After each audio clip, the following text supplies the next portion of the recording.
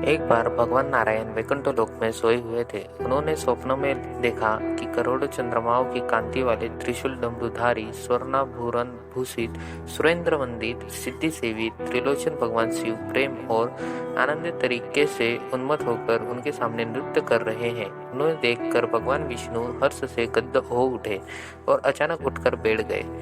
कुछ देर तक ध्यानस्थ बैठे रहे। उन्हें इस प्रकार बैठ देखकर श्री लक्ष्मी जी पूछने लगी, भगवान आपके इस प्रकार अचानक निद्रा से उठकर बैठने का क्या कारण है?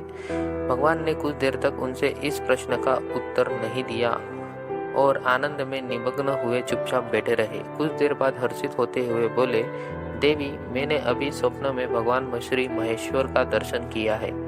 उनकी छवि ऐसी अपूर्व आनंदमय एवं मनोहर थी कि देखते ही बनती थी। मालूम होता है शंकर ने मुझे स्मरण किया है। अहोभाग्य, चलो कैलाश में चलकर हम लोग महादेव के दर्शन करें। ऐसा विचार कर दोनों कैलाश की ओर चल दिए। भगवान शिव के दर्शन के लिए कैलाश मार्ग पर आधी दूर गए होंगे कि देखते हैं भगवान शंकर स्वयं गिरिजा के साथ उनकी ओर चले आ रहे हैं।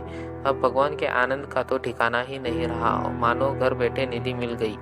पास आते ही दोनों परस्पर बड़े प्रेम से मिले। ऐसा लगा मानो प्रेम और आनंद का समुद्र उमड़ पड़ा। एक दूसरे को देखकर दोनों ने नेत्र से आनंदाश्रु बहने लगे और शरीर पुलकायमान हो गया।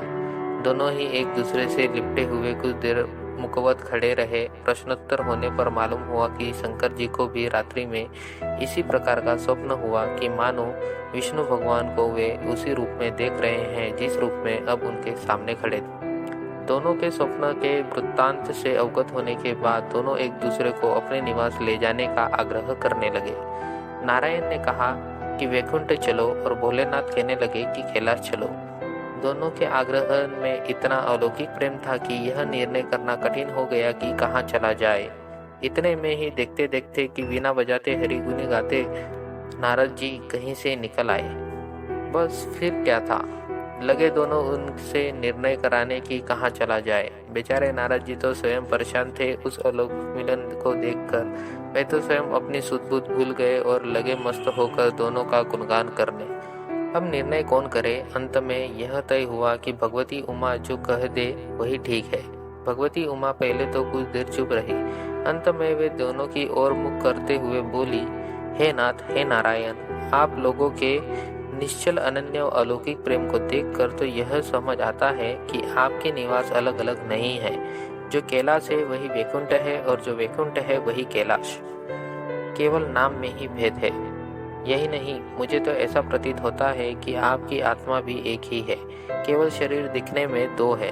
और तो और मुझे तो स्पष्ट लग रहा है कि आपकी पत्नियां भी एक ही हैं। जो मैं हूँ वही लक्ष्मी है और जो लक्ष्मी है वही मैं हूँ। केवल इतना ही नहीं, मेरी तो अब यह दृढ़ धारणा हो गई है कि आप लोगों में से एक प्रति जो द्वेष करता है वह मानो दूसरे के प्रति ही करता है।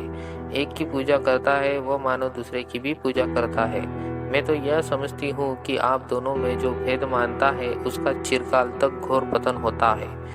मैं देखती हूँ कि आप मुझे इस प्रसंग में अपना मध्यस्थ बनाकर मानो मेरी प्रवचना कर रहे हैं, मुझे असमंजस में डाल रहे हैं, मुझे बुला रहे हैं। अब मेरी यह प्रार्थना है कि आप लोग दोनों ही अपने अपने लोक को पधारिए।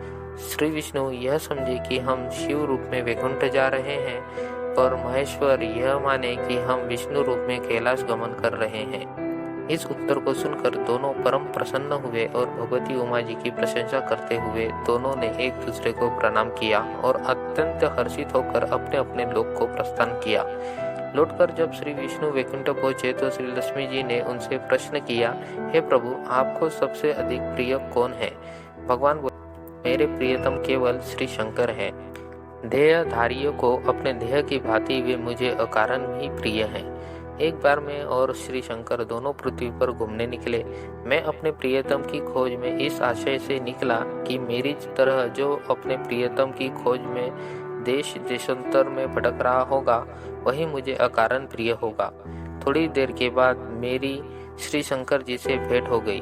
वास्तव में मैं ही जनार्दन हूँ और मैं ही महादेव हूँ। अलग अलग दो घड़ों में रखे हुए जल की भांति मुझमें और उनमें कोई अंतर नहीं है। शंकर जी के अतिरिक्त शिव की चर्चा करने वाला शिव भक्त भी मुझे अत्यंत प्रिय है। इसके विपरीत जो शिव की पूजा नहीं करते वे मुझे कदापि प्रिय नहीं हो सकते। इस तरह जो शिव की पूजा करता है वह वैकुंठवासी विष्णु को भी स्वीकार है, और जो श्री विष्णु की वंदना करता है वह त्रिपुरारी को भी मना लेता है। तो दोस्तों, ये थी आज की कहानी। इस कहानी से हमें यही समझ आता है कि भगवान विष्णु और भगवान शिव में कोई अंतर नहीं है, दोनों एक ही है। मानो तो दोनों एक है और ना मानो तो दोनों अनेक है। तो दोस्तों, आपको ये आज की कहानी कैसी लगी कमेंट सेक्शन में मुझे जरूर बताइएगा। और जिन्होंने भी चैनल पे पहली बार विजिट किया है, मैं उनसे रिक्वेस्ट करता हूँ कि चैनल को जल्दी से सब्सक्राइब कर दीजिए और बेल नोटिफिकेशन ऑल पर सेट कर दीजिए। तब तक के लिए मिलते हैं नेक्स्ट कहानी में। Bye bye.